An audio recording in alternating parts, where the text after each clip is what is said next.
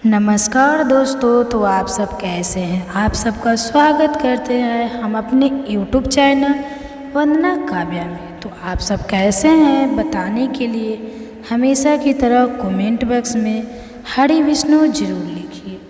दोस्तों, आज हम बात करते हैं आषाढ़ मास अमावस्या तिथि की। तो दोस्तों, इस बार आषाढ़ मास कृष्ण पक्ष 13 दिनों का रहेगा। ज्योतिष शास्त्र के अनुसार इसे दुर्ग काल कहा जाता है। ऐसी मान्यता है इस समय में प्राकृतिक प्रकोप की स्थिति ज़्यादा होती है।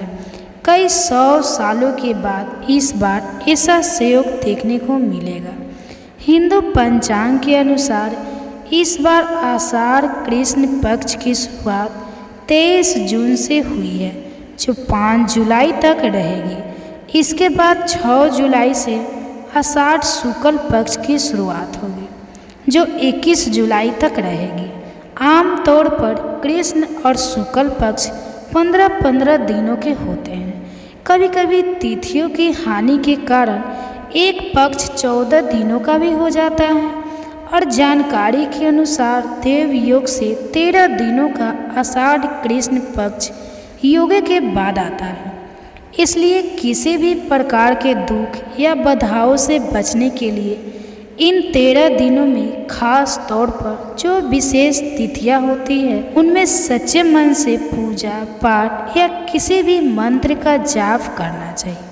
और इन्हीं विशेष तिथियों पर अपनी सामर्थ्य के अनुसार दान दक्षिणा पूजा श्रद्धा कर्म अपनी अपनी सामर्थ्य के अनुसार करना चाहिए। आषाढ़ के महीने में जगत के पालनहार भगवान श्री विष्णु और भगवान शिव की पूजा का विधान है। ठीक है, तो दोस्तों इस महीने में देवी देवताओं के विश्राम के समय की शुरुआत होती है। दोस्तों, ऐसा मान्यता है कि आषाढ़ महीने में तीर्थ दर्शन करने से सबसे अधिक की पुण्य मिलता है। आषाढ़ महीने की शुक्ल पक्ष की देवशयनी एकादशी से भगवान विष्णु 4 महीने की योग निद्रा में चले जाते हैं। और आषाढ़ महीने में ही पिंड दान तर्पण श्राद्ध स्नान दान आदि कर्म भी किए जाते हैं।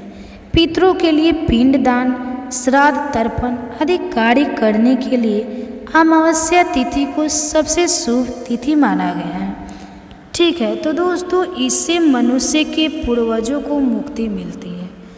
अमावस्या तिथि के दिन सुबह पवित्र नदी में स्नान करने के बाद दान दिया जाता है। और अमावस्या के दिन किए गए जो भी दान पुण्य से सभी पाप मिट जाते हैं और पुण्य की प्राप्ति होती है। धार्मिक मान्यताओं के अनुसार अमावस्या के दिन पितर लोक से पृथ्वी पर आते हैं और यह आशा करते हैं कि उनके वंशजों से उनको तृप्त किया जाएगा। इसी वजह से अमावस्या के दिन पितरों की तृप्ति के लिए तर्पण पिंडदान श्राद्ध आदि किए जाते हैं। जो लोग आषाढ़ अमावस्या के दिन अपने पितरों के लिए तर्पण और श्राद्ध करना चाहते हैं वो सुबह में स्नान करने के बाद ही पितरों के लिए जल से तर्पण दें। काले तिल सफ़ेद फूल और जल से पितरों के लिए तर्पण देना चाहिए। अगर आप अपने पितरों को प्रसन्न करने के लिए उनका श्राद्ध कर्म करना चाहते हैं तो आषाढ़ अमावस्या के दिन शुभ मुहूर्त में पितरों के निमित्त दान तर्पण आदि कार्य कर सकते हैं। इस दिन जरूरतमंद लोगों को वस्त्र और अनाज का दान करना चाहिए। शाम को पीपल के पेड़ पर सरसों के तेल का एक दीपक जरूर जलाना चाहिए, क्योंकि कहते हैं पीपल के पेड़ पर पितरों का भी वास होता है।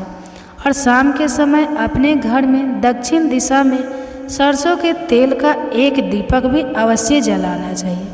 अमावस के दिन आटे का दान करना भी बहुत अच्छा माना जाता है। इसके अलावा आप इस दिन नमक और चीनी के अलावा आंवले का दान भी कर सकते हैं। आंवले का आप किसी भी रूप में दान कर सकते हैं।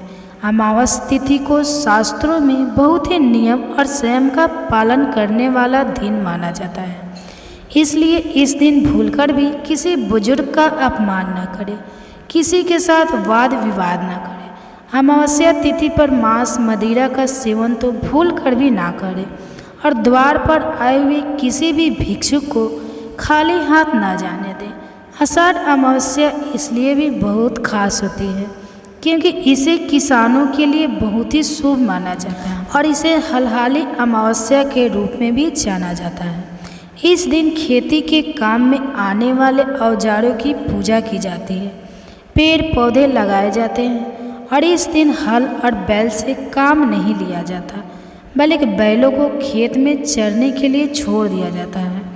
इसलिए आप भी अमावस्या तिथि के शुभ अवसर पर अपने पितरों के नाम से कोई भी एक पौधा अवश्य लगाए। इस बार अमावस्या तिथि 5 जुलाई शुक्रवार को सुबह 4:59 से शुरू होगी और 6 जुलाई शनिवार को सुबह 4:02 पर समाप्त होगी।